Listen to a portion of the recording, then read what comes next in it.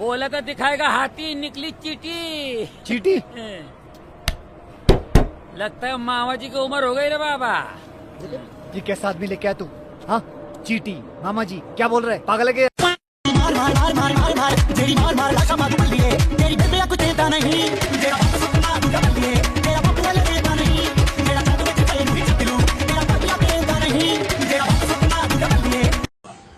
वो लड़की अगर नहीं जाता तो ये घटना नहीं घटते थे। अगर जाने का टाइम लड़की किसी को बता के जाते थे, दो सहेलियां लेके जाते थे, ये नहीं घटते। वो जो देख रहे हम, जो गंदा काम किया, वो he had taken the advantage of the situation.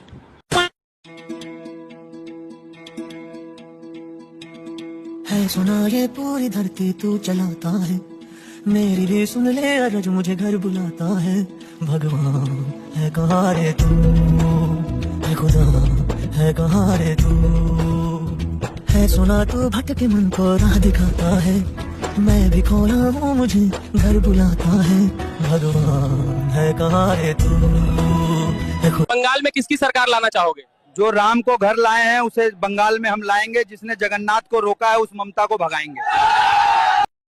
सिर्फ शहरी क्षेत्रों में तैयारी नहीं कर रहे हैं, हम पूरे मध्य प्रदेश के 65,000 बूथों पर पूरी युवाओं की फौज खड़ी करने का काम कर रहे हैं। जो इस तरह का हमने एक बूथ 5 यूथ कार्यक्रम का लॉन्चिंग करा था और उसमें हर वर्ग के व्यक्ति को जगह देने का प्रयास करा था। अगर कहीं पर गाना या वाहियात गाने हैं, उस पर अपने कानों को बंद कर लेता है, तो जब वो इस दुनिया से चले जाता तो जन्नत में एक हूर, 2 हूरें उसके सर के पास, 2 हूरें उसके पैरों के पास, और ऐसी हूरें होंगी कि अगर वो गाना गाएंगे तो मुर्दे जिंदा हो जाएंगे। वो ऐसे हूरें होंगी कि अगर वो समंदर में थूक देंगे तो पानी मीठा हो जाएगा।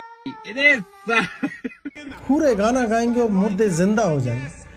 भाई जन्नत में मुर्दे क्या कर रहे हैं और हूरों से गाने कौन सुनने जा रहे हैं? साला इनको स्पॉटिफाई का सब्सक्रिप्शन दिला देते यार। मतलब इसके लिए देह में बम बंधवा करके फूटने काहे कहते तुम्हारे मजहबी नेता। और अगर वो समंदर में थूक देंगी तो पानी मीठा हो जाएगा। थूकने से इतना प्रेम क्या, मतलब समझ में नहीं। और हग देंगी तो क्या मैंगो शेक बन जाएगा, और मूत देंगी तो क्या वो शैंपेन बन जाएगा। मतलब मैं कह रहा हूँ कि थूक में इतनी शक्ति है तो यार मलमूत्र में तो पता नहीं क्या क्या होगा। और क्या ओवैसी जी वो मैंगो शेक पी लेंगे?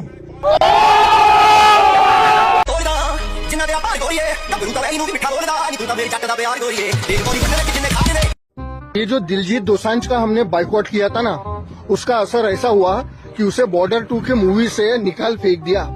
अब उसने जो जो सीन शूट किए थे ना, उसको फिर से नए एक्टर के साथ में क्रिएट किए जाएंगे। उसको भी खुशी होगी ना, वो एक लाइक जरूर कीजिएगा। जय श्री राम। यादव कथावाचक को कथा कहने से रोक दिया गया। अरे ये लोग जो दिन भर इस्लाम को बुरा कहते रहते हैं, तो इस्लाम से सीखना चाहिए ना कि इस्लाम में मस्जिद में कोई भी इमाम बन सकता है। मस्जिद में चाहे वो किसी जाति धर्म का हो, वो इमाम बन सकता है, उसको नॉलेज होना चाहिए। तो इस चीज में तो कहीं ना कहीं इस्लाम ही ना अच्छा है जी, कि वहाँ पे जाति धर्म नहीं देखा जाता है। तो कुछ सीखो, बुराई करने से पहले कुछ सीखो। ये सब दोगलापन है, मैं तेरा दोगलापना उतारता हूँ। मैं इस्लाम धर्म का बिल्कुल सम्मान करता हूँ, इसमें कोई डाउट नहीं है। क्योंकि दुबई के अंदर में जो वहाँ के शेख हैं, अबू धाबी के अंदर में राम मंदिर बनाया, वहाँ के शेख ने बनवाया है, इसमें कोई डाउट नहीं है। वो भी मानते हैं कि सनातन धर्म ही सबसे पहला धर्म है। लेकिन मेरे को बात समझ नहीं आई, यहाँ पर बात यादव की हो रही थी और ब्राह्मण की हो रही थी, जो कि ये टाव में वो मूवमेंट पैदा हुआ है कि भाई एक यादव जो है ब्राह्मण बनकर कथा कहने जाता है, एक महिला से बोलता है कि भाई तुम अपने हाथ से मुझे खाना खिलाओ। ये कोई तरीका होता है क्या? उसके बाद 2 आधार कार्ड निकलते हैं फर्जी, ठीक है। तो एक बात समझ नहीं आई कि भाई यहाँ पर यादव और ब्राह्मण की बात हो रही थी, तो ये इस्लाम को क्यों बीच में लेके आ रही है? ये कह रही है भैया बाकी ब्राह्मण पंडित गलत हैं, बेकार हैं, इमाम ठीक है।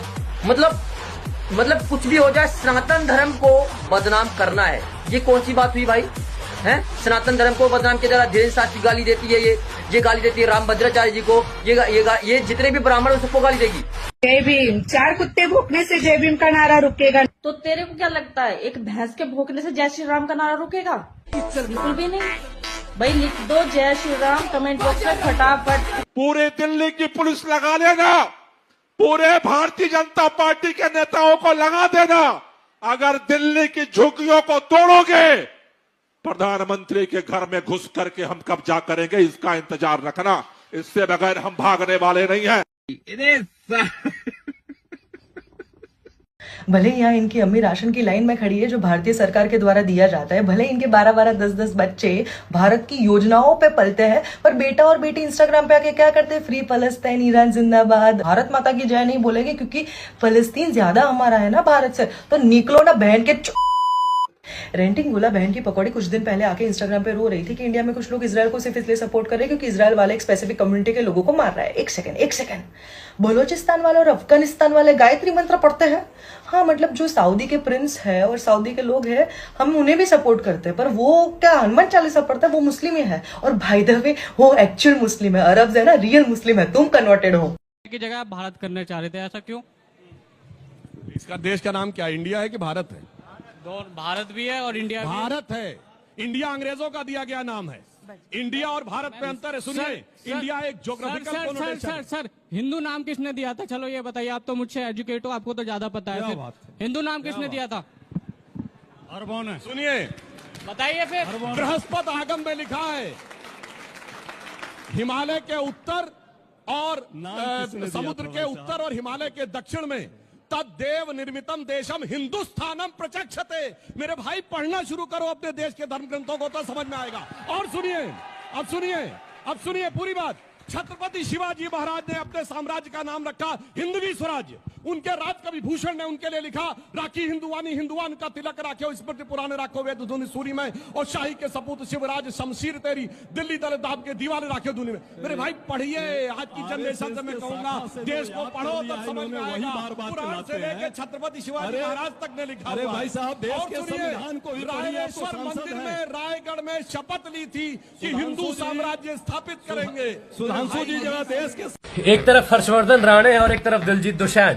हर्षवर्धन राणे को अभी सनम तेरी कसम के री रिलीज से जबरदस्त वाला प्यार मिलना शुरू हुआ और अभी इसके पास अपॉर्चुनिटी के दरवाजे खुले हुए, लेकिन फिर भी इनने अपने देश के प्रति स्टैंड लेना चुना और मावरा हुसैन और पूरे पाकिस्तानी समाज का बॉयकॉट किया। और एक तरफ हमारा पगलू दिलजीत है, मतलब हानिया आमिर ने थोड़ी सी किसी चीज की लालच क्या दे दी, आप पिघल गए सर।